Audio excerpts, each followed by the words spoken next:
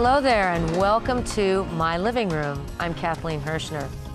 I haven't had an opportunity to talk to my next guest at all. I think we've had like a 2-minute hurry conversation.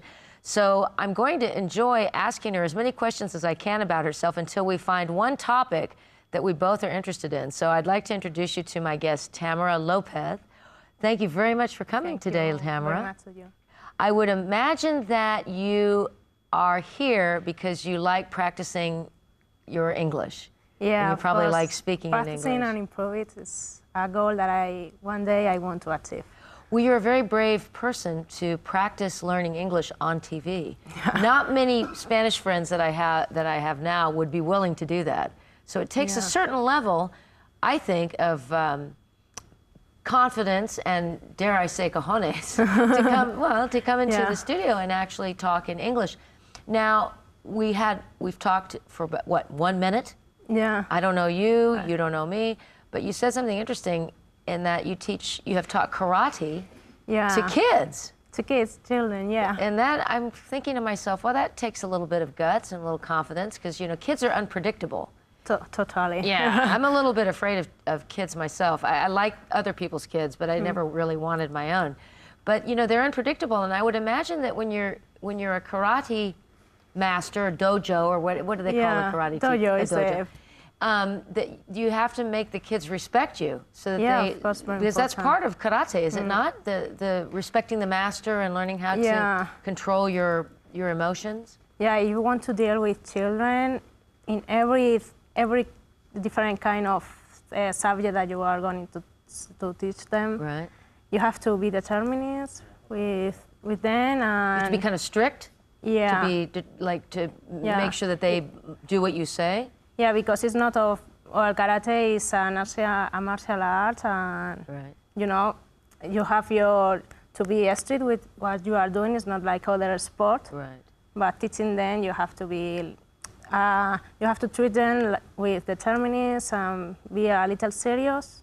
And in the other part, you have to be lovely with them also. Well, in other words, I understand what you're saying. I guess in English we might say that you have to teach them self-discipline. Yeah. So that they, and I guess you also have to keep it fun and light. Yeah. Because they're kids. Yeah. You know, it's not like you're dealing with an adult who's in the military. No, you're dealing with children who. It's totally different. You have to play with them and you have to teach something to them. Yeah. How old were the kids that you were teaching? 5 to 12 years. Oh. It was difficult because in a group with different ages, the children, and one want to do something, another one is sitting, the other playing, the other running. It's like when you're teaching when you're teaching English or anything really, especially when you're teaching a language, and you have a class full of students who are maybe the same age, but their levels are all different. And sometimes that happens because the group only can meet at a certain time, and they don't have maybe the financial resources to have a private lesson. So it's a little bit hard. Yeah, in karate it's the same because the children, maybe you have one children that has been practicing for 3 years, the other is his first class. Yeah. Well, you could have like a 5-year-old, for instance, who might be at a much higher level than a 12-year-old, even though they're just a little kid, but they may have had a lot more experience. Yeah, yeah. Which do you prefer out of all those ages? Which is your favorite age to teach?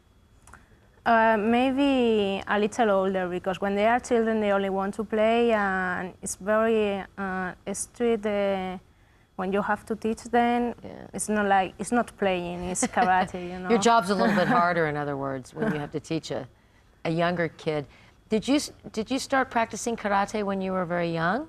In fact, I started with 5 years old, but I only was 1 year, and I gave up, and I changed to go to swimming, and after I didn't do anything until I was 15 years old.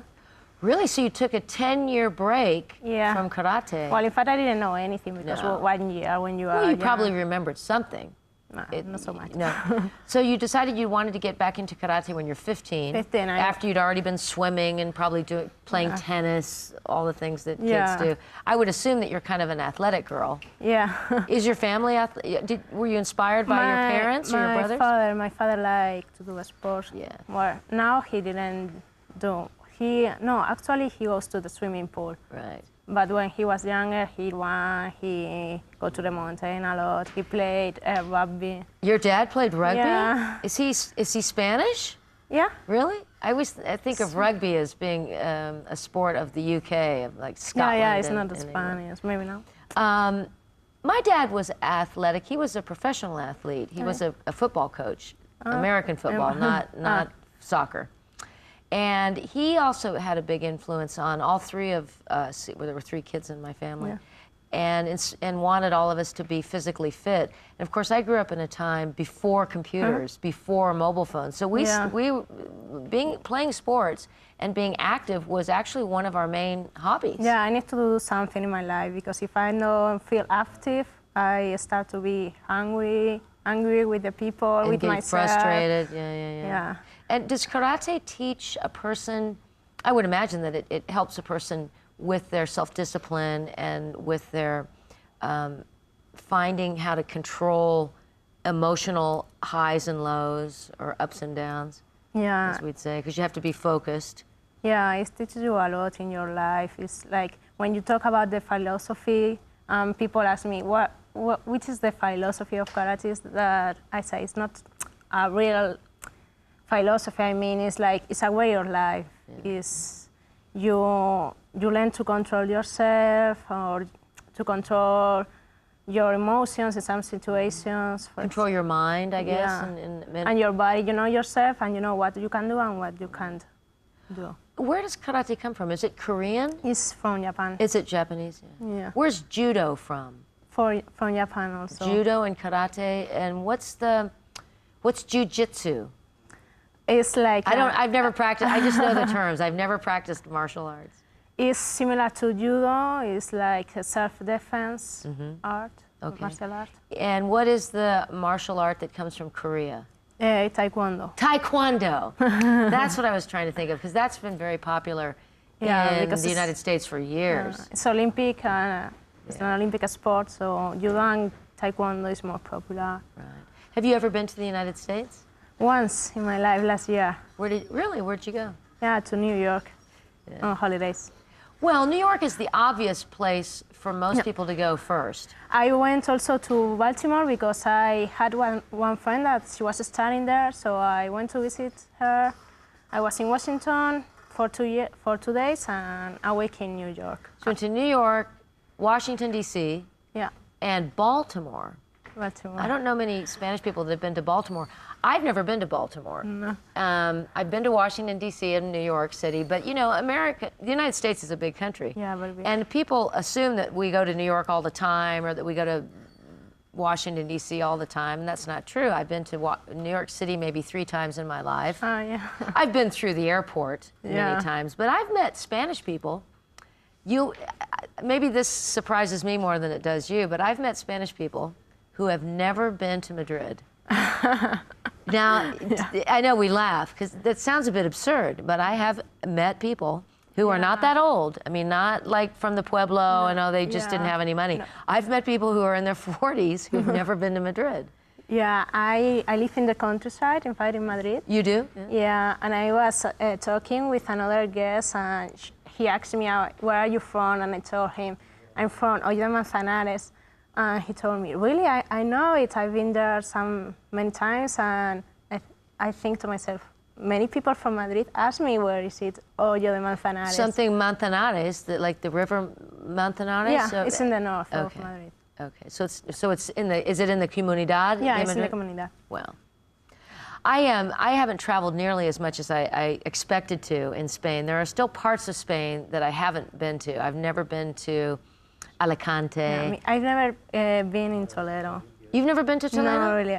I've been to Toledo twice. You know, it's a big tourist destination. Yeah. I mean, probably one of the most the most well-known day trips from Madrid. And I had some people visiting me a couple weeks ago, and they said, "Oh, where should we go? Should we go to Toledo, Segovia, Avila, El Escorial?" You know. Yeah. And I said, "Well, you know, everybody has their favorite place. Toledo is not my favorite city in the Madrid region." I apologize for people who are listening from Toledo. For me, I like Segovia. I don't know. I prefer Segovia. I'm fascinated with the aqueduct, of course. It's And I never can see it enough. But well, let's talk about something else. I mean, we could spend the whole hour, half hour talking about karate, but I'm sure you have other interests as well.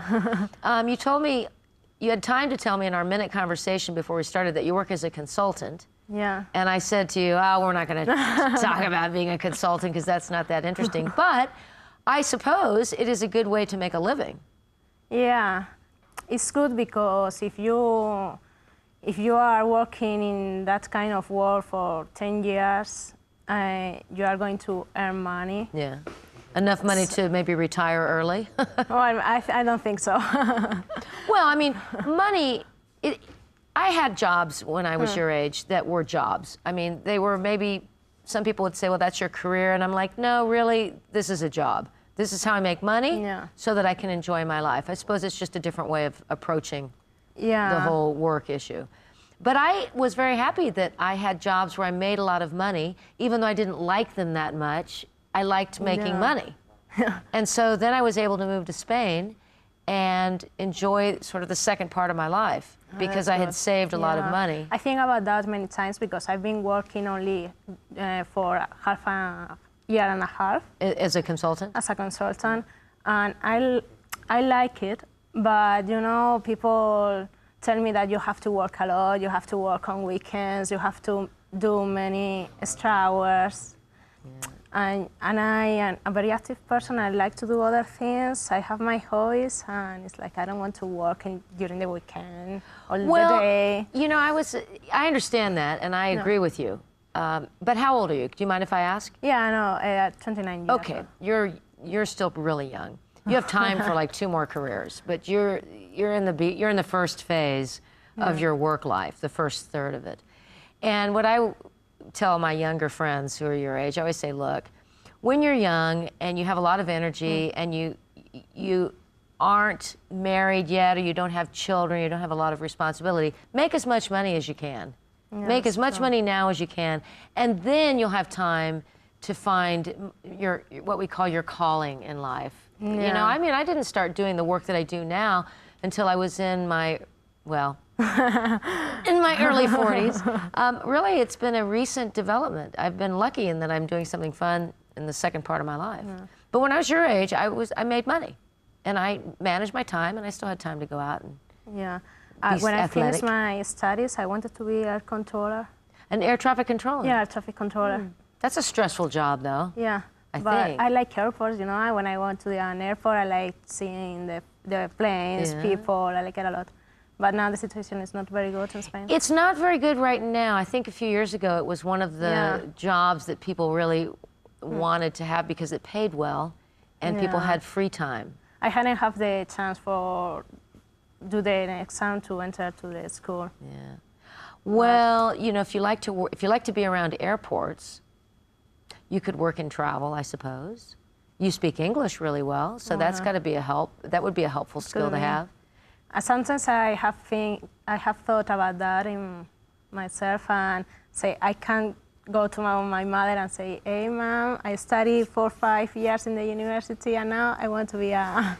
Well, you know, the things that you study when you go to school, when you go to university, are not necessarily the things that you end up making money at. What did you study when you were in school? Physics. You studied physics? Yeah. Well, and you work in in technology. Yeah, so I suppose I like it. Physics it comes in handy when you work in SAP. Well, I don't know. There's so many ways you can apply the things that you study, and really, you never stop learning. It's not like you went to school, studied physics, and now you have to figure out how to apply physics. You can continue to learn new things. Yeah, no, I studied that because it was the thing I like the most. Yeah. But I never thought about work as a physicist. Yeah, well, I couldn't. I was so afraid of science when I was when I went to university that when my what do they call it? Not your counselor, but my what's the word? Well, you know, the people who work at the university to help you decide what you're going to do or what courses to take. Yeah, I don't know. I can't remember the name all of a sudden. Anyway, it doesn't matter. When I went to this person, he looked at my the courses that I take, and he said, well, you're going to have to take a science course if you want to graduate from university. Oh, no. And I said, what am I going to do? And he goes, well, try to take the easiest course that you can, the one that's the least scientific. So he said, I wouldn't recommend chemistry or physics or anything like that. He goes, why don't you take geography? And I was like, okay, geography. I said, well, what kind of geography course can I take? And he goes, well, why don't you take, this is the true story. He said, why don't you take geography of Kansas and Missouri? Because I went to school in Kansas. And so I thought, well, that'll be cool because I grew up in Kansas. I'll take the geography of Kansas and Missouri. Who knew? Let me tell you, Tamara, that was the most difficult class I've ever taken. It was, for me, it was incredibly difficult. I didn't understand, no, I didn't understand anything. Growing up in Kansas did not help me at all. It was very, very difficult, and I think that I didn't do so well in the class. My grade was not very good. No. But I didn't fail. I was just one step above. It's curious because you have born there. Well, you'd think that that would be easy. Like, what if somebody said you're going to take a course on Spanish history and it might be an area that you know a lot about? Well, no, it was a disaster. I think that was one of the worst pieces of advice ever. But maybe you have to send physics or math. It could be worse. I don't know. I don't understand hard science. I never. I don't know if it's a difference in the way people's brains work. I mean, you're good with language. And language is in a different part of the brain than I think it depends, of course, from the student, because some people are good in some things and in others, that's true. But also in the teacher. Yeah, I think you're right. But not one teacher 1 year, is when you have been studying that. Teachers are from your whole life. Your life, yeah. Well, I think you make a good point, because I have a friend who's a mathematician. He doesn't work as a mathematician as a career, but he is a mathematician. Yeah. And I've interviewed him on the radio before, I've interviewed him on TV, and he loves mathematics, and he looks at mathematics as an art. Yeah. He thinks that it's an art, he thinks it's a thing of beauty, and it's not the way I feel about it.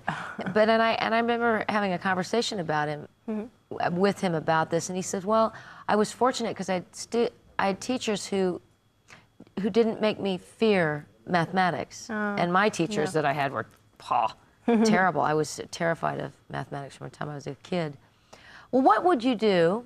I mean, you have 2 other careers ahead of you. I've just told you that I'm a magician. You have 2 more careers.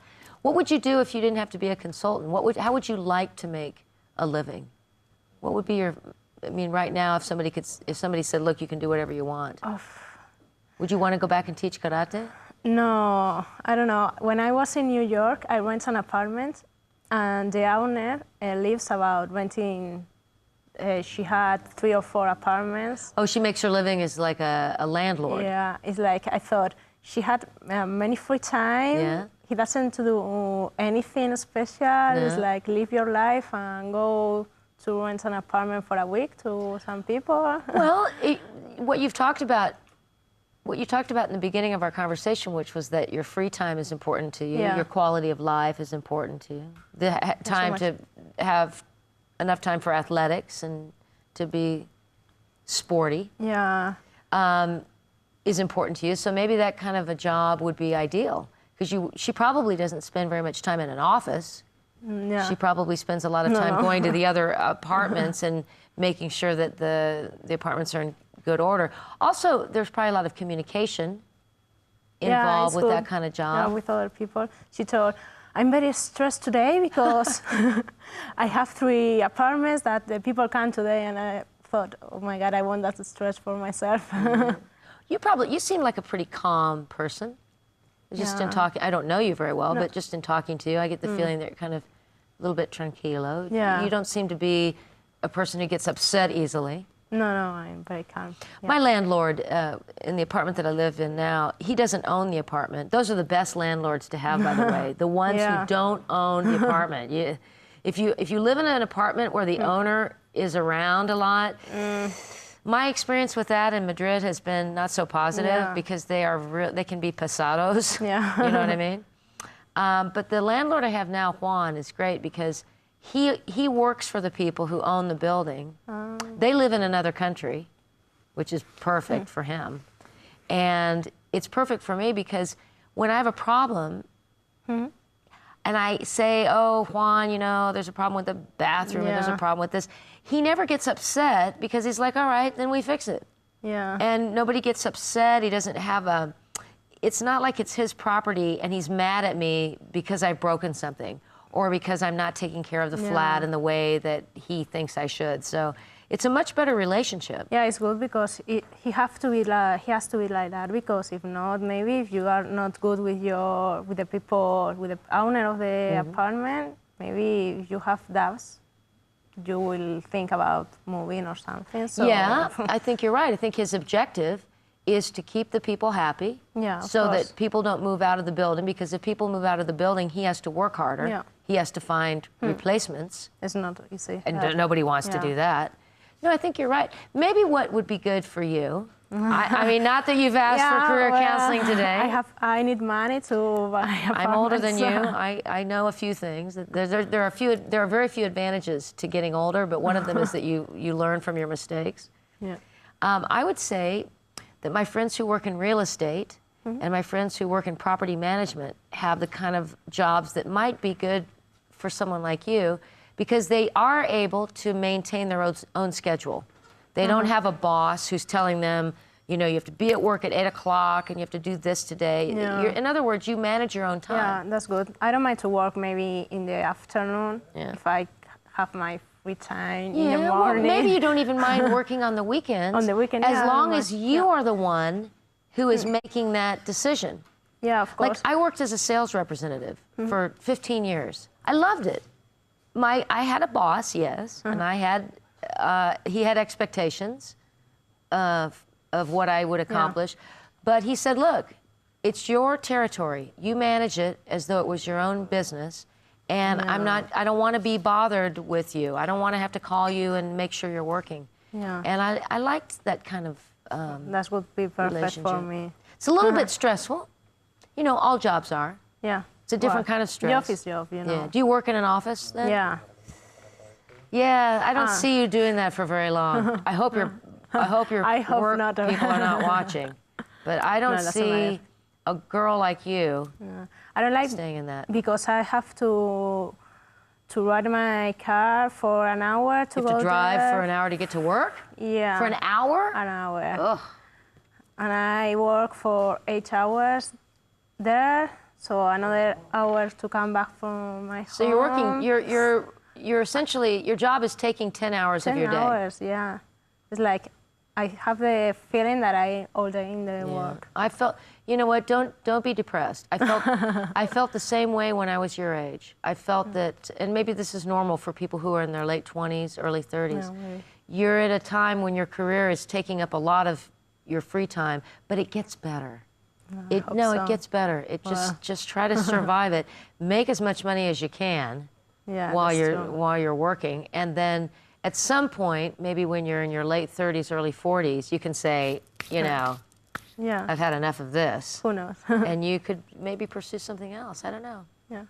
It always makes me feel sad when I talk to people who are your age, because I remember how I felt. I was a little bit frustrated. Yeah. And it reminds me of those days. But, you know, I'm living proof that there's another reality ahead of you. Yeah. Do you still do karate in your free time? Do you still teach karate to kids? Yeah, I go to the gym 3 days a week. Yeah. So. Well, you could always have a job on the side, I suppose, as a personal trainer, maybe. Well, I don't know. We'll talk later.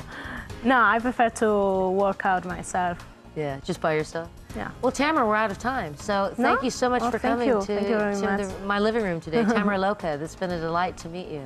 It was amazing to be here. Thank you very much. And thank you to you for tuning in to another conversation here in English in my living room. We'll be back with more conversations just like this one for you very soon. So adios, amigos and amigas. Have a great day. Bye-bye.